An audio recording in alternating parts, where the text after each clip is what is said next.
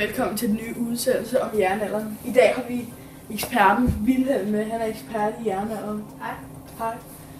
Jeg vil lige spørge dig, hvordan håndværkerhus i jernalderen? Jo. Hvordan var det? Altså sådan, den ene ende var der en masse sovepladser, hvor vi sov. I midten var der ildstedet, og over ildsplaceringen blev der spændt et skind op som en iskrang, så der gik ild i det meste af huset.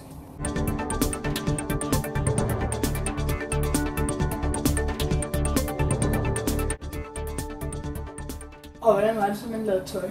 Jo, de havde et opstartsvæv, og i opstartsvævet havde lavet man stof til tøj, vægtæpper og til sovepladserne.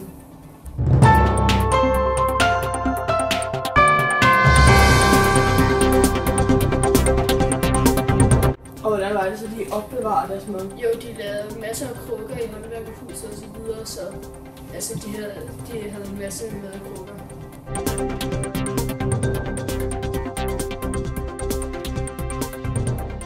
Vilhelm, som der lige var, og velkommen til dig, Markus. Du er også ekspert i jernalderen. Ja. Hvad havde man så på gulvene? Jamen altså ofte havde man noget, der hedder et skubbeværk, som er den ældste form, og som fungerer ved at den øverste sten, som man kalder løberen, den ligesom skubbes ned ved den nederste sten, som kaldes slikkeren. Ja. Hvad puttede man så i den? Ofte var det ro, byg, havre og hvede, som man sådan pressede ned i midten, som så blev til mel, som man ofte brugte til brød. Okay.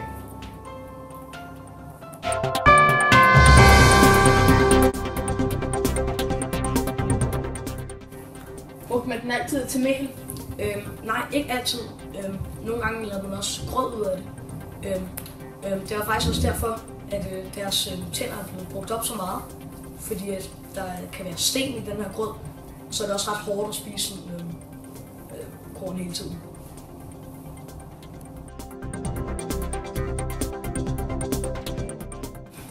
Hvordan er det til? Jeg har lige glemt. Hej og velkommen til vores nye program, der handler om jernalderen. Det er det finurlige, dejlige, skønne, eksklusive program, som vi lige har lavet. Hvordan var det så, at man lavede tøj? Ja, altså de havde et stort opstartsvæv. Et stort væv. Men ved tøj, Hvad var det, jeg skulle sige? Og det er ikke op tilbage.